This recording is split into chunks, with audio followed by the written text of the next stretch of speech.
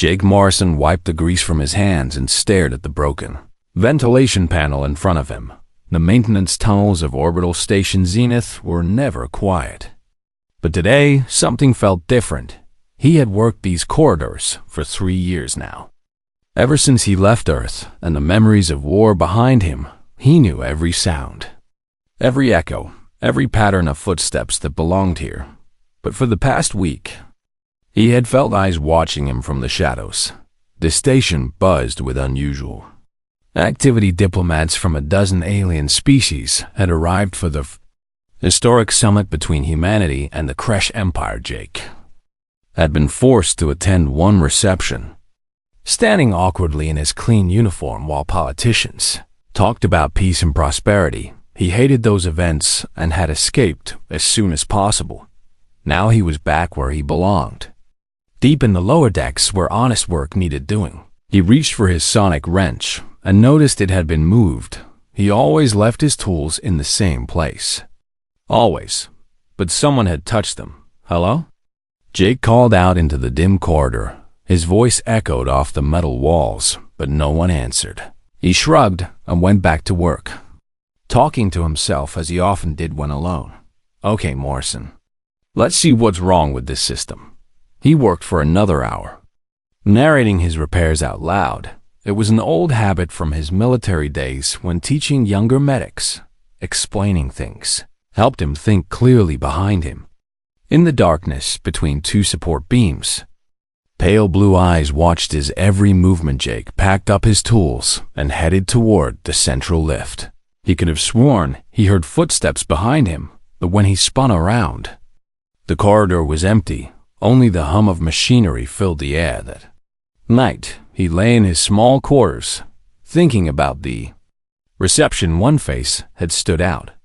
Among all the alien diplomats, a young Kresh female with pale blue skin and silver markings across her forehead. She had stood apart from the others, isolated and silent while they talked and laughed. Ambassador Krell, the head of the Kresh delegation, had noticed Jake staring.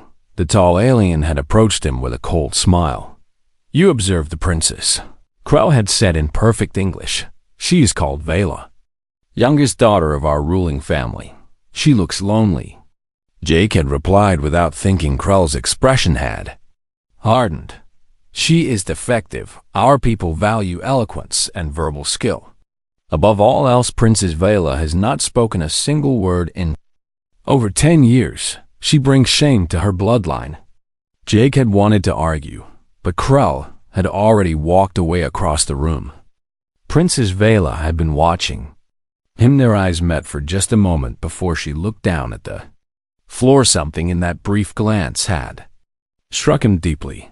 The next day, Jake returned to the maintenance tunnels with a strange feeling in his chest. He set up his equipment and began working on a faulty power relay. Once again, he felt that presence behind him, watching and waiting. I know you're there, he said quietly without turning around. He heard a soft intake of breath somewhere in the shadows. It's okay. I won't tell anyone. You can stay if you want. Silence greeted his words, but Jake smiled. He started talking again, explaining what he was doing. This relay connects the station's backup power to the life support systems. If it fails during an emergency, people could die, so we check it every week.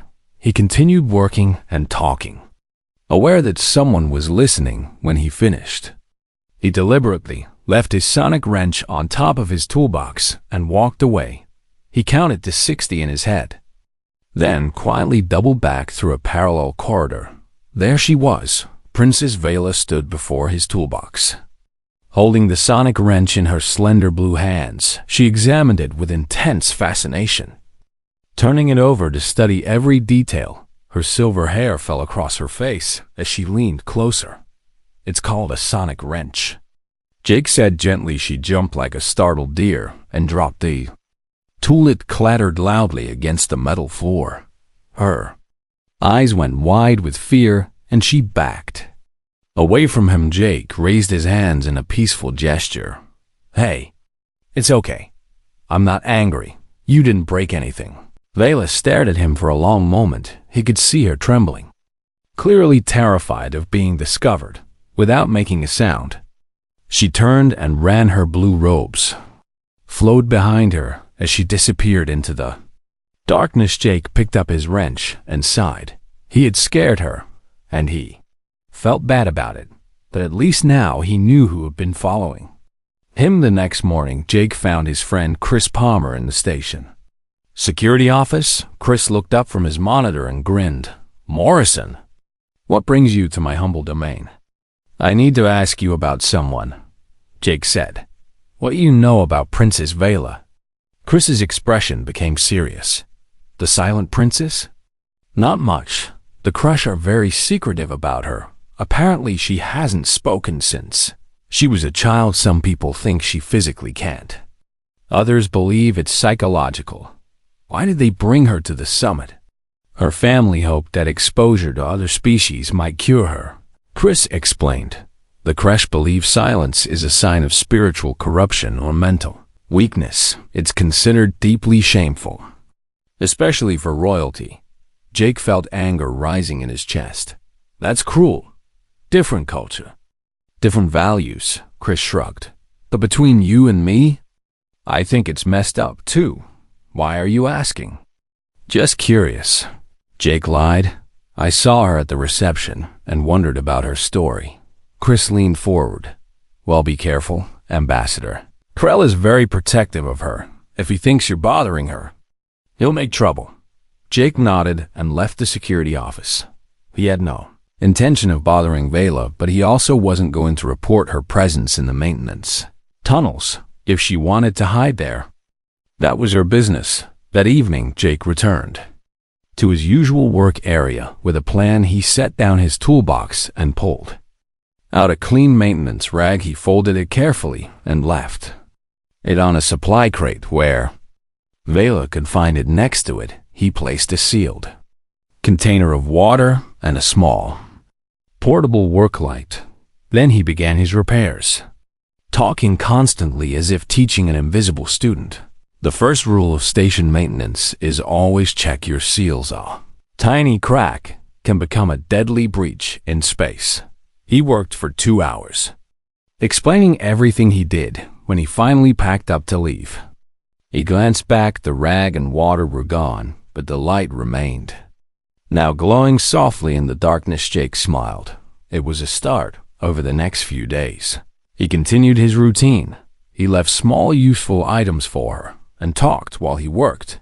He told stories about Earth, about his past, about why he had chosen this simple life, fixing broken things instead of the military career everyone expected.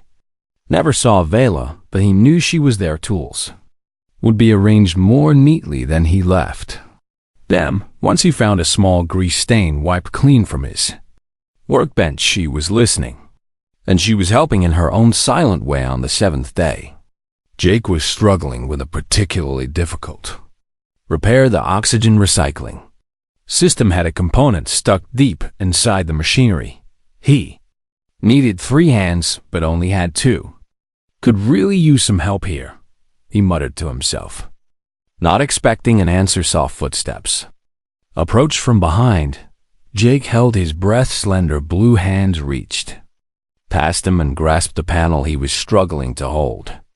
Steady. Princess Vela had emerged from the shadows. They worked together in complete silence. Jake talked her through each step while she held components and passed in tools. Her movements were precise and intelligent. She understood what he needed before he asked. After an hour, the repair was complete. Jake straightened up and turned to thank her. Vela stood there, her pale blue face uncertain. Slowly, deliberately, she placed her hand over her heart in what he somehow knew was a gesture of gratitude. Then she was gone, vanishing back into the shadows. But on top of his toolbox, Jake found something new, a small crystal flower, intricately carved, glowing with soft inner light. It was beautiful and clearly from her homeworld. Jake picked it up carefully.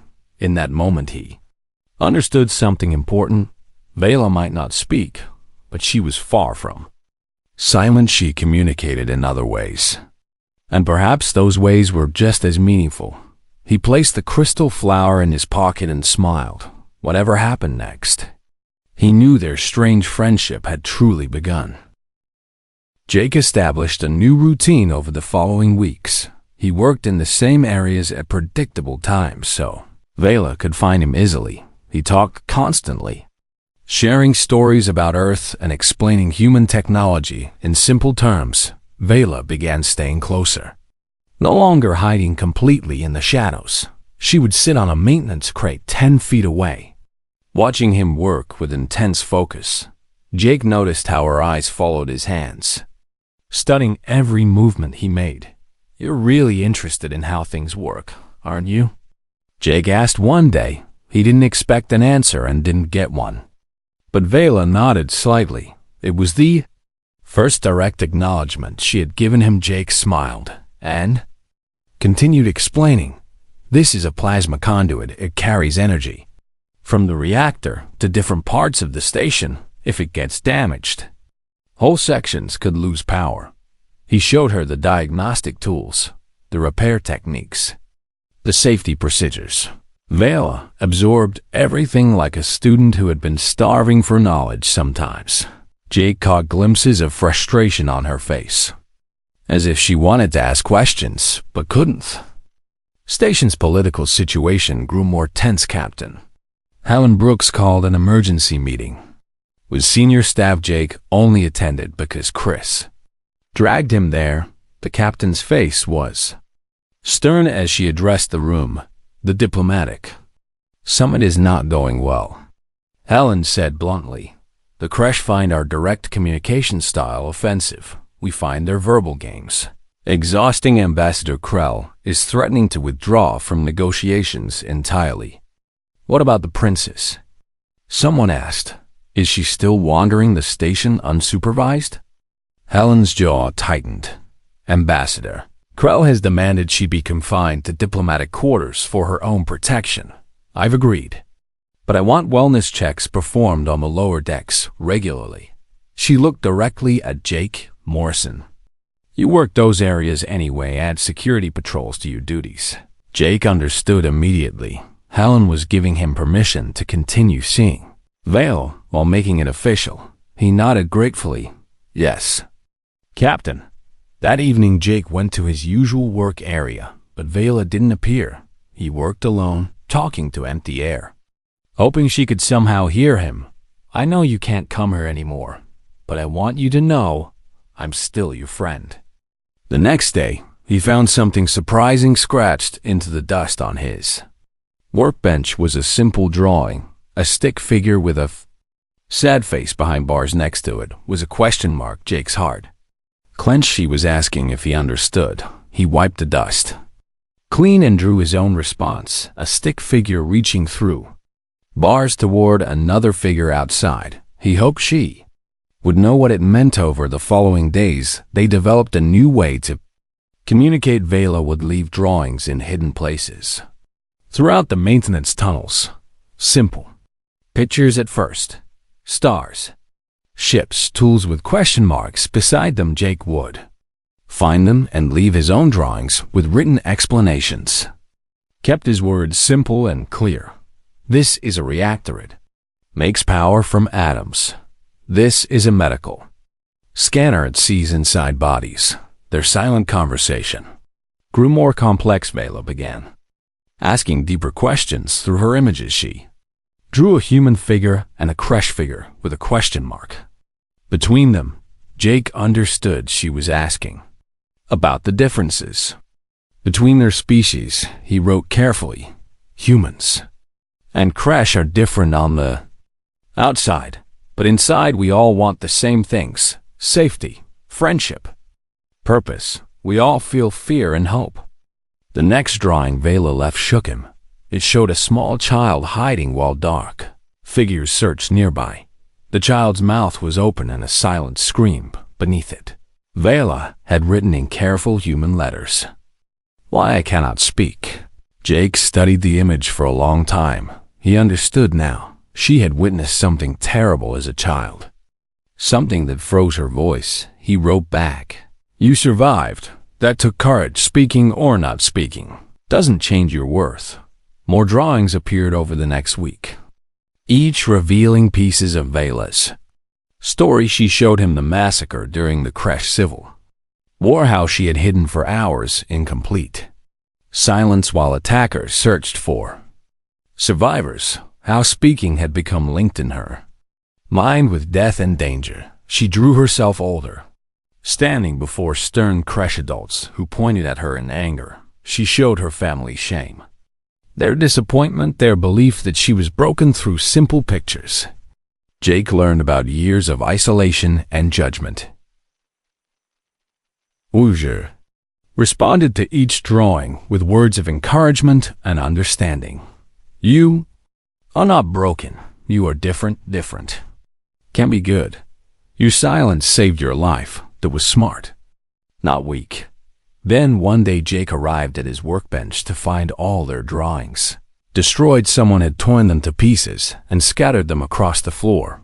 A formal note lay on top, sealed with Ambassador Krell's symbol. Jake's hand shook as he read it. The Princess Viola is hereby forbidden from leaving her assigned quarters. Any further contact with station personnel will result in severe diplomatic consequences. This human has been polluting her mind with primitive ideas. It ends now. Jake crumpled the note in his fist. He searched desperately through the destroyed drawings, looking for any message from Vela in the corner, hidden under his toolbox. He found one last intact image. It showed a figure that was clearly meant to be Vela, locked behind heavy bars. Beneath it, she had written a single word in human English: prison. The word hit Jake like a physical blow. She wasn't just confined. She was imprisoned, and she had learned enough English from his notes to express exactly how she felt. Chris found him sitting there an hour later, staring at the drawing. Morrison? What happened? Jake showed him the destroyed pictures and Krell's note. Chris read it and cursed. That controlling piece of sorry, but this is wrong. She's trapped in there. Jake said quietly. All because she's different, because she can't or won't speak the way they demand. What are you going to do? Chris asked carefully. Jake looked at his friend. I don't know yet, but I can't just abandon her. Be careful, Chris warned. Krell has diplomatic immunity if you violate it. Alan won't be able to protect you. Jake nodded, but his mind was already working. He knew the station's maintenance tunnels better than anyone. He had access codes to areas most people didn't even know existed if he was clever. He could reach the diplomatic quarters without being detected. That night Jake lay awake, making plans. He understood the risk to his career, maybe even his freedom. But when he closed his eyes, he saw Vela's drawings, her silent plea for help. He thought about why he had left Earth's military. He had been tired of following orders that hurt innocent people, tired of a system that valued obedience over compassion. He had promised himself he would never again stand by while someone suffered. Vela was suffering. She was being punished for surviving trauma in the only way her child's mind knew how, and now she was reaching out to him, trusting him with her story. Jake made his decision. He would help her, even if it meant breaking rules, even if it meant risking everything he had built here. But first he needed to understand what Vela truly wanted. Did she want to escape? Did she want to speak but couldn't? Did she want to remain silent but be accepted? He couldn't help her properly without knowing, and that meant he had to see her again. Jake pulled out a piece of paper and began drawing.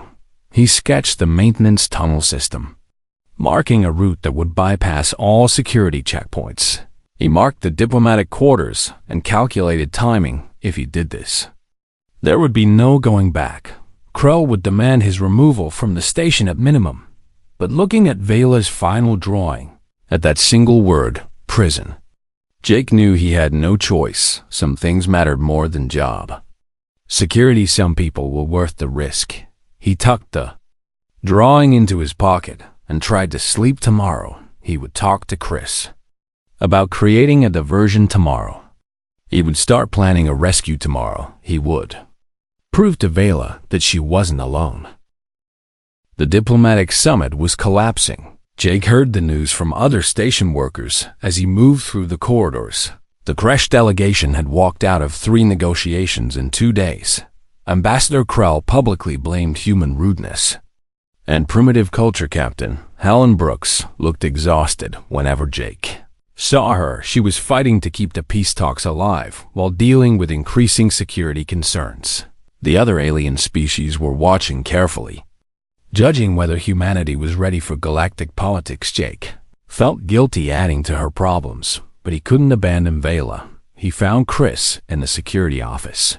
Late one night, his friend looked up from his monitors and immediately knew something was wrong. "You're going to do something stupid, aren't you?" Chris asked. "I need to see if she's okay," Jake admitted. "I need to know what she wants." Chris rubbed his face tiredly. "If Krell catches you, it'll be bad. If Helen has to discipline you, it'll hurt her position. Are you sure about this?" "I'm sure," Jake said firmly. Chris stared at him for a long moment, then sighed. "Okay, I'll help, but we do this smart, understood? No heroics. No unnecessary risks." They spent hours planning. Chris knew the security patrol schedules and camera positions.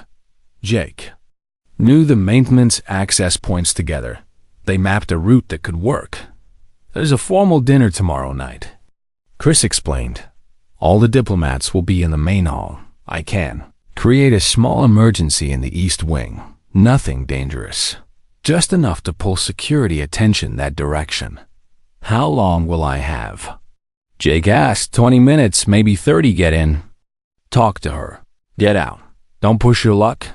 Jake nodded. 20 minutes would have to be enough. The next evening, Jake waited in a maintenance tunnel near the diplomatic quarters. He wore his standard work uniform and carried a toolkit to look official. His heart pounded as he checked the time. His communicator buzzed. Chris's message was simple. "Go now." Jake moved quickly through the access corridor. He used his maintenance codes to bypass locked doors. The diplomatic quarters were luxurious compared to the rest of the station. With high ceilings and expensive decorations, he found Vela's door and knocked softly. No response came. He knocked again, calling quietly, "Vela?" "It's Jake Morrison." The door opened. A crack. Pale blue eyes peered out at him with shock and fear. Vela pulled the door wider, and Jake slipped inside. The room was beautiful, but felt like a cage. Expensive furniture, silk hangings, everything a princess might want. But the windows showed only the cold stars, and the door locked from outside. Vela stood in the center of the room, trembling. She wore formal Kresh robes of deep purple. Her silver hair was elaborately styled. She looked like a princess, but her eyes held the fear of a prisoner. "Are you okay?" Jake asked. She nodded, but he could see it was a lie. "Vela, I need to understand. What do you want? Do you want to leave? Do you want to go home? Do you want help learning to speak?" Vela's face crumpled with emotion. She pressed her hands to her temples, and Jake felt something strange, a pressure in his mind. A flood of images and feelings. He gasped as he understood. She was telepathic. At least partially. The Kresh had telepathic abilities, but rarely used them. Considering it inferior to spoken words, Vela was projecting her thoughts directly into his mind. Jake saw through her eyes. He felt her terror at the idea of speaking. If she tried and failed, if her voice didn't work, it would confirm every terrible thing her family believed about her. But if she stayed silent, she protected them from certain knowledge of her shame. He saw her fear of returning home, the judgment, the isolation, the constant disappointment. But he also saw her fear of staying trapped in this room, cut off from the world, forbidden from the maintenance tunnels where she felt free. "I understand," Jake said softly. He sat down on the floor, making himself less threatening. "You're stuck between 2 bad choices. Speak and risk confirming you're broken, or stay silent and confirm you're weak. Vela sank to the floor across from him. Tears streaming down her blue face, Jake talked quietly, sharing his own story. After the war on Earth, I had nightmares I couldn't save everyone. People died. While I tried to help them, I blamed myself for years. He looked directly at her. My commanders told me I needed to get over it. They said soldiers don't feel guilty for following orders. They wanted me to pretend nothing was wrong, but I couldn't do it. Vela watched him intently. I realized something important. Jake continued. The people judging me didn't understand what I'd been through. They wanted me to be who they needed, not who I was. So I left. I chose a different life. He gestured around the room. You don't have to speak to prove your worth to me or to anyone. Silence isn't weakness. It's just another way of existing in the world. What matters is what you choose to do with your life. Vela reached out and took his hand. Blue skin was warm against his through the telepathic connection. He felt her gratitude, her relief at being understood. Suddenly, alarms blared throughout the station. Harsh red lights flashed. Jake jumped to his feet. This wasn't part of the plan. His communicator crackled. Chris's voice came through, strained and urgent. Morrison, get to central engineering now.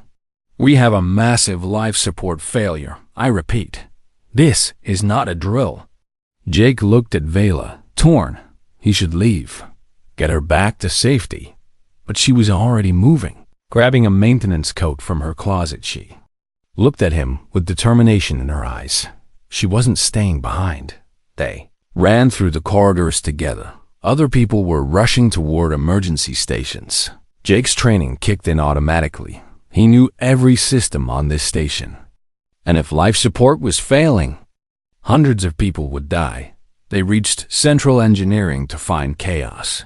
Technicians shouted at each other while monitors showed cascading failures throughout the oxygen recycling network.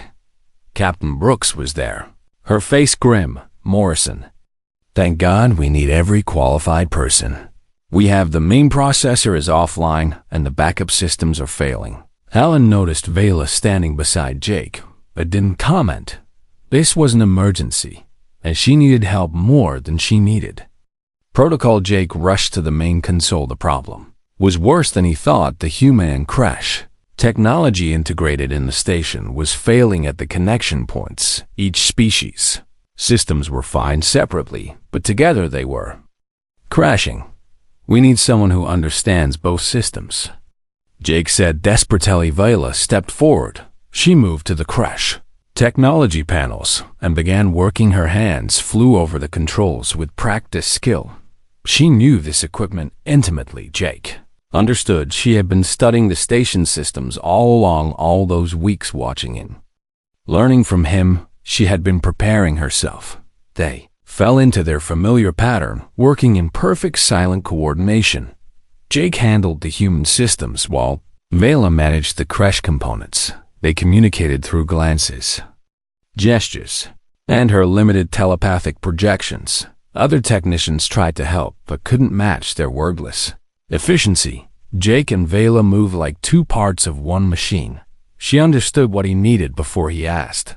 He trusted her judgment completely. The failures began to stabilize. Oxygen levels stopped dropping. Pressure equalized across the station slowly. Section by section, the life support systems came back online after 30 minutes of intense work. The crisis was over. Jake leaned against the console. Exhausted. Vela stood beside him, her formal robes smudged with grease and coolant. Captain Brooks approached them. You two just saved everyone on this station. Before Jake could respond, Ambassador Krull stormed into engineering. His tall frame radiated fury. Behind him came several other crash delegates and security officers from multiple species. Princess Viola. Krull's voice thundered. You have violated your confinement. You have brought final shame upon your family by associating with this primitive human. You have worked with lesser beings to perform manual labor. Helen stepped between Krull and Viola. Ambassador, she just saved your life along with everyone else's. That changes nothing. Krull snapped. She has defied my direct orders. She has communicated with humans despite being forbidden. She has demonstrated complete disregard for Crash, dignity, and tradition. He turned to the assembled delegates. I hereby demand that Princess Vela be returned to the Crash homeworld immediately for formal judgment. Her incompetence and disobedience have proven she is unfit for any royal duties. Jake felt Vela's hand slip into his. She was shaking badly through their connection. He felt her terror. Krull wasn't just angry. He was planning to have her declared legally incompetent and imprisoned for life. You can't do this, Jake protested. She's not incompetent. She's brilliant. She just saved everyone. Silence, human, Krull roared. You have no standing in Crash law. You have corrupted her mind with your primitive acceptance of weakness. This ends now. Captain Brooks looked torn. She wanted to help, but Krull had diplomatic authority over his own people. If she interfered, it could destroy the entire summit and create an interstellar incident. Krull turned to Vela. You will come with me now when we return home. You will stand before a formal tribunal. If you cannot speak your own defense, you will be declared legally incompetent and exiled. Your family's titles will be dissolved. Everything they have worked for will be destroyed because of your weakness. Vela's grip on Jake's hand tightened. Desperately, her eyes were wide with fear. Jake could feel her struggling internally, wanting to speak, wanting to defend herself. But the terror was too strong. Ambassador Krull smiled coldly. Ambassador Krull moved fast. Within hours, he had convened an emergency tribunal according to Crash law. The massive chamber filled with diplomats from every species represented at the summit. Everyone wanted to witness what would happen to the silent princess. Jake sat in the gallery beside Chris, his stomach twisted with anxiety. Captain Brooks had tried to delay the proceedings, but Krull insisted it was an internal Crash matter. She could observe, but not interfere. The tribunal chamber was designed in the Crash-style circular, with the accused standing in the center, while judges surrounded them on raised platforms. Vela stood alone in that center, looking small and terrified in her formal robes. 3 Crash judges sat in positions of authority. Ambassador Krull stood as the primary accuser. Other Crash delegates filled the surrounding seats.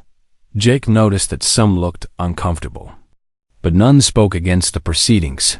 Krull's voice rang out with formal authority. Princess Vela of the House of Chiron, you stand accused of abandoning your duties, dishonoring your bloodline, and bringing shame upon the Crash people through your defective nature. Vela stood motionless, her eyes fixed on the floor. Her hands were clasped tightly together, and Jake could see them trembling even from the gallery. You have consorted with primitive humans against direct orders. Krull continued. You have performed manual labor unsuitable for royalty. You have demonstrated through years of silence that you are mentally incompetent and spiritually corrupt. The words hit like physical blows. Jake wanted to shout, to protest, but Chris's hand on his arm held him back. According to our ancient laws, Krull said, you must now speak your own defense before this tribunal. If you cannot or will not speak, you will be declared legally incompetent. Your families' titles will be stripped. You will be exiled from Crash society permanently. Krull paused dramatically. Will you speak, Princess Vela? Or will you confirm your weakness before all assembled here? Silence filled the chamber. Every eye turned to Vela. She stood frozen, her whole body shaking. Her lips moved slightly, but no sound emerged. Tears began streaming down her blue face. Jake couldn't stand it anymore. He stood up in the gallery. This is wrong. Security officers moved toward him immediately. Ambassador Krull's eyes narrowed. Remove that human from these proceedings. Wait, Captain Helen. Brooks stood as well.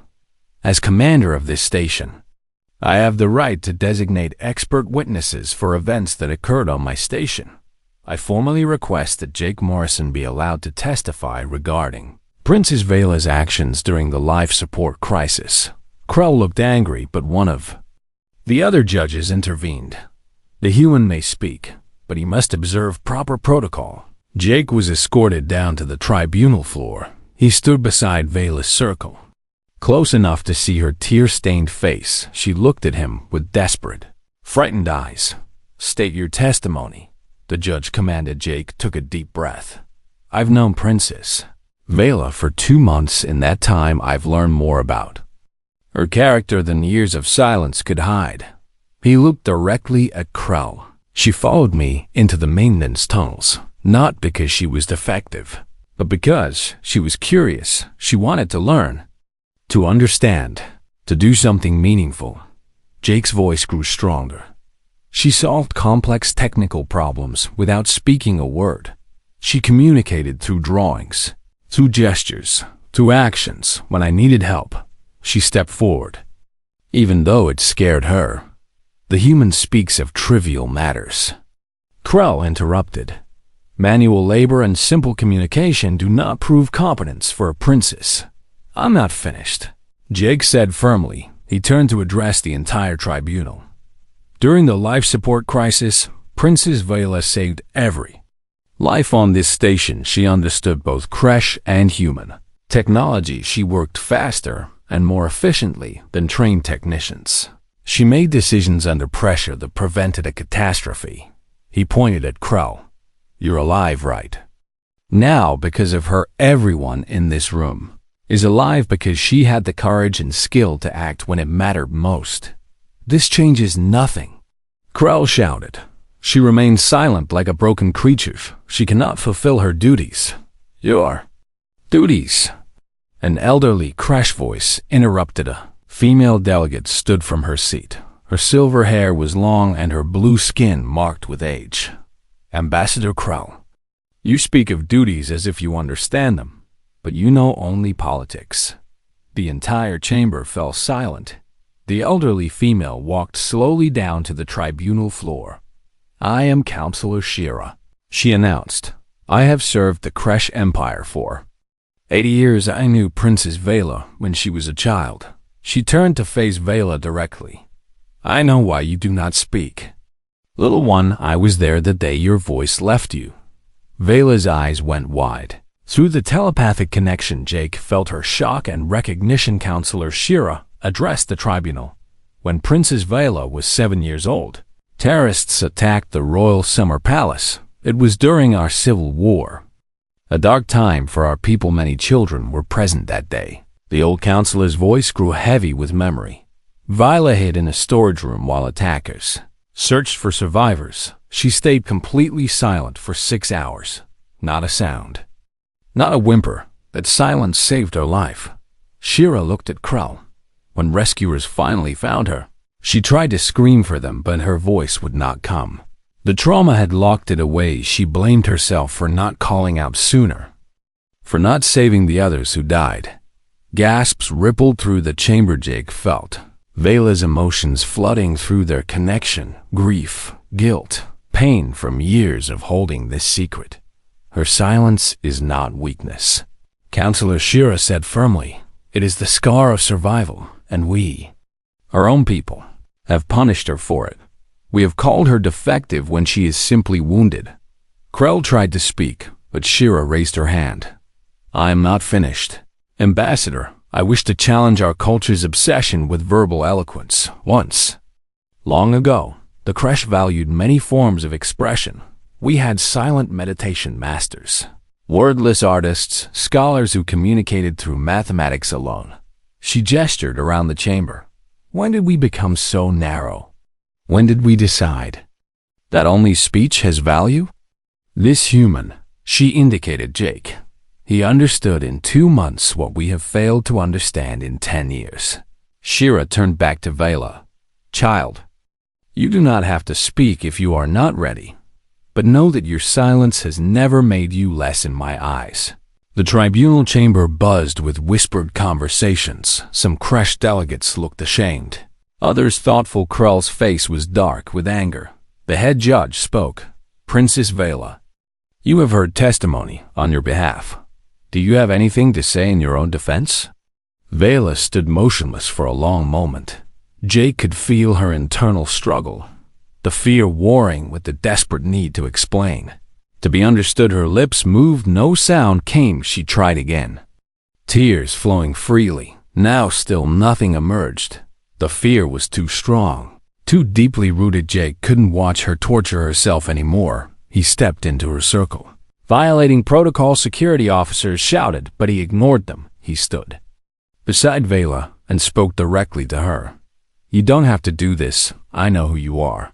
Your silence has never made you less in my eyes. Krell began shouting about human interference. The tribunal descended into chaos, but Jake focused only on Vela. Took her hand and squeezed it gently. If you want to speak, I'm here, but if you don't, that's okay. Till you don't owe them your voice. Vela looked up at him. Through their connection, he felt something shift. Not just fear now, but also anger at Krell, at her culture, at years of judgment. She turned to face Ambassador Krell directly, her hand still gripped. Jake's her whole body trembled, but she didn't look away when her voice finally came. It was barely a whisper, rough from years of disuse, but unmistakably there. No. The single word silenced the entire chamber. Krell stared in shock. Counselor Shira smiled. Jake squeezed Vela's hand in supper. Vela's voice grew slightly stronger, each word clearly painful but deliberate. I am not broken. She spoke in Kresh now, her native language flowing more easily. Jake couldn't understand the words, but he felt her emotions through their connection. Defiance, determination, years of suppressed truth finally breaking free. Vela faced Ambassador Krell and her voice gained power. She was still quiet, still trembling, but speaking. She told him that silence was never her weakness, but his failure to understand. She explained that this human, Jake, had taught her more about true Kresh values than any of her tutors. She spoke of compassion, of acceptance, of judging people by their actions rather than their words. She accused her own culture of losing its way, of becoming obsessed with empty eloquence while forgetting what really mattered. Ambassador Krell tried to interrupt. Vela raised her hand. The gesture was so commanding, so princess-like, that he actually stopped. She turned to address the full tribunal. Her voice was soft but clear. She spoke of what she had learned from humans, how Jake had never demanded she change to make him comfortable, how he had accepted her exactly as she was and found ways to communicate that honored her needs. She defended humanity's worth. She argued that humans deserved alliance not despite their directness, but because of it. They valued people over protocol, truth over tradition, actions over words. When she finished speaking, silence filled the chamber. Vela swayed slightly. Exhausted, Jake steadied her with a hand on her arm. Ambassador Krell's face was twisted with rage and something else. Fear. He had wanted Vela silent because a princess who questioned tradition. Counselor Shira was the first to speak after Vela's testimony. The old Kresh woman's voice rang clear through the chamber. I call for an immediate vote among the Kresh delegation. Does Princess Vela's testimony prove her competence and worth? The younger Kresh delegates stood almost immediately, signaling their support. More followed, one by one within minutes. Only Ambassador Krell and 3 conservative elders remained seated. Krell rose to his feet, his face dark with barely controlled fury. This is not over. The princess has been influenced by human manipulation. Her words cannot be trusted. Enough. Ambassador, the head judge interrupted. The tribunal has heard sufficient testimony. Princess Vela has demonstrated both competence and courage. Your accusations are dismissed. Captain Helen Brooks stepped forward. On behalf of Orbital Station Zenith and the human delegation, I formally request that Princess Vela be recognized as fully capable under all applicable laws. The other alien delegations murmured their agreement. What had started as a Kresh internal matter had become something larger. All the assembled species had witnessed Vela's transformation, her willingness to challenge her own culture's limitations. The head judge struck his staff against the floor. By the authority vested in this tribunal, Princess Vela of the House of Shiran is declared fully competent and restored to all rights and privileges. Ambassador Krell, you are hereby relieved of guardianship. Counselor Shira will assume responsibility for Princess Vela's well-being during the remainder of this summit.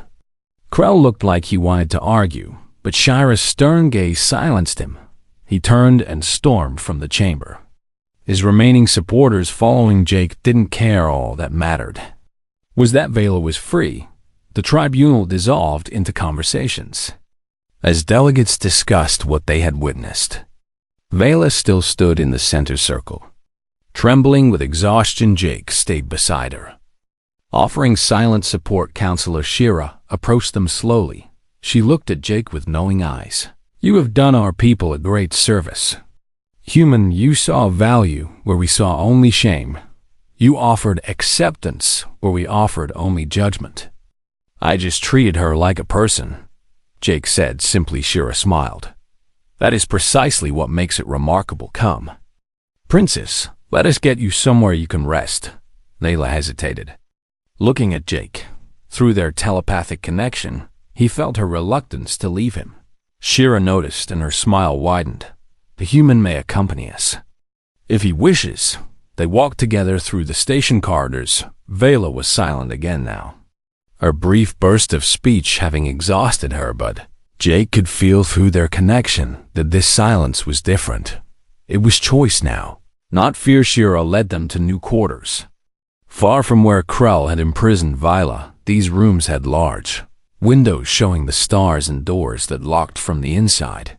It was a home, not a cage. Rest, Shira said gently. We will talk more tomorrow about your future.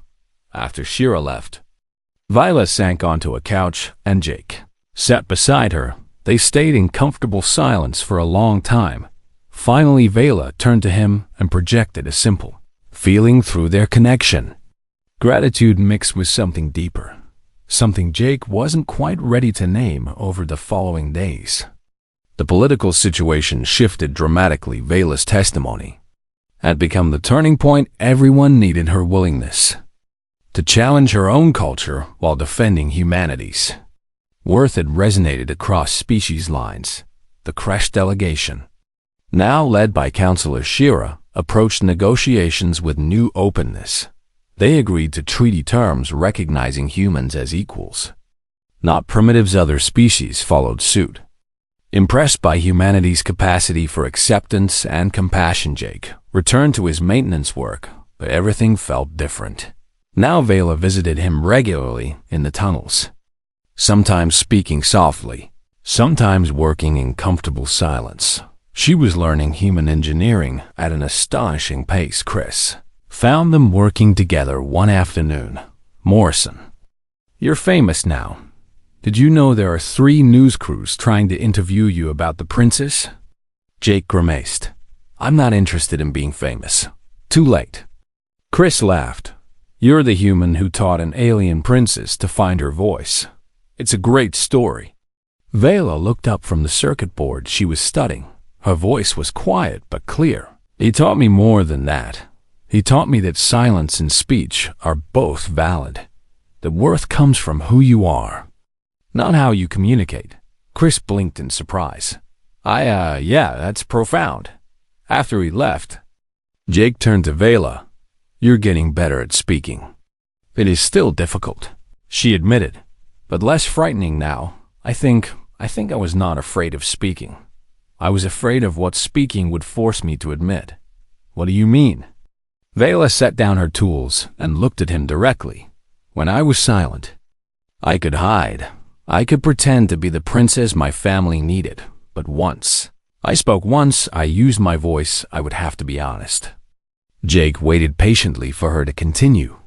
I would have to admit that I do not want to be a traditional princess.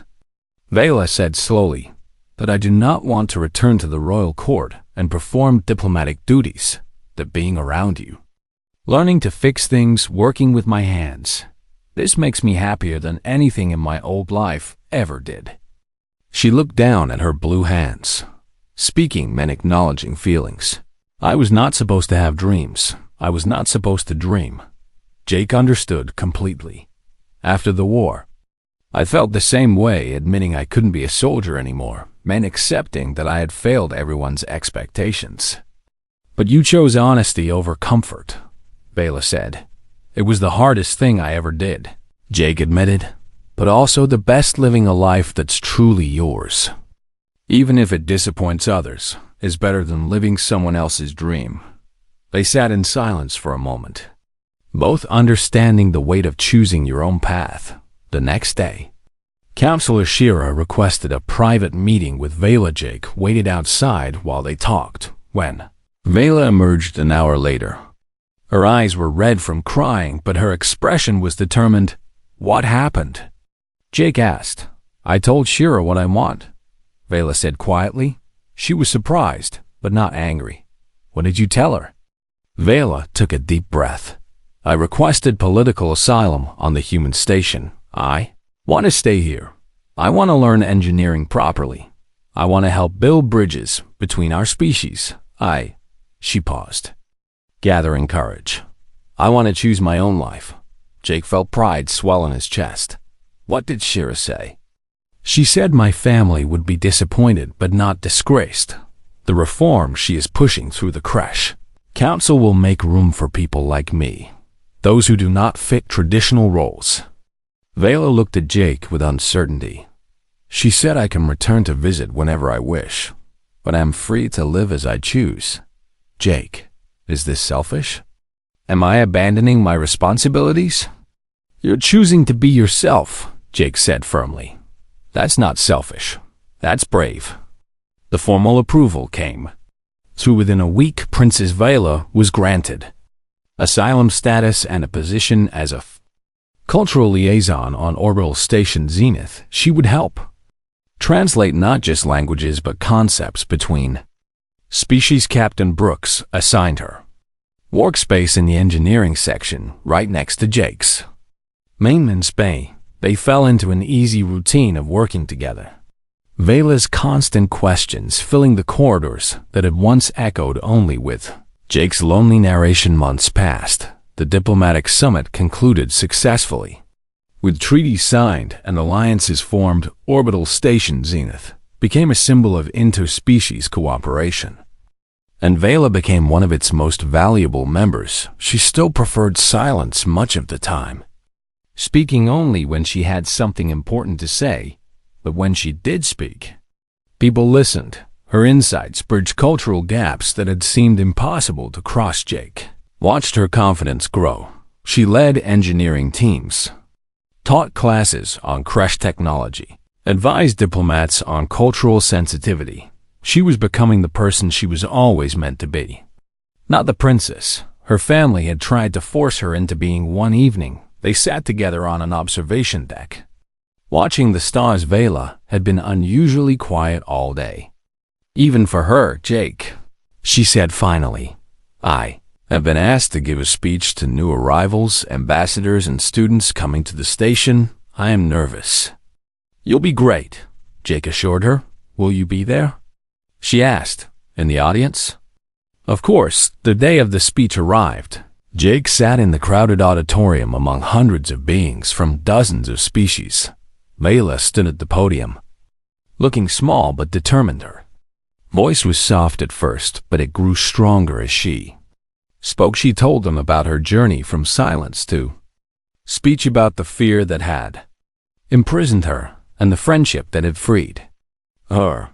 The hardest words to speak, Vela said, are the ones that change your life. The words that admit you are different from what others expect. The words that claim your own truth.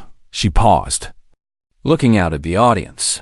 But staying silent when you have something important to say, that is the greatest tragedy. Not because silence itself is wrong, but because fear-driven silence keeps you trapped. Jake watched with pride as she continued, explaining that voices matter not because of how beautifully they speak, but because of the truths they choose to tell. As she spoke, Vela's eyes found Jake in the crowd. She smiled, a gesture of gratitude and something deeper, something that had grown between them over months of working side by side. understanding each other in ways that went beyond words. When the speech ended, the audience erupted in applause. Vela stepped down from the podium and made her way through the crowd.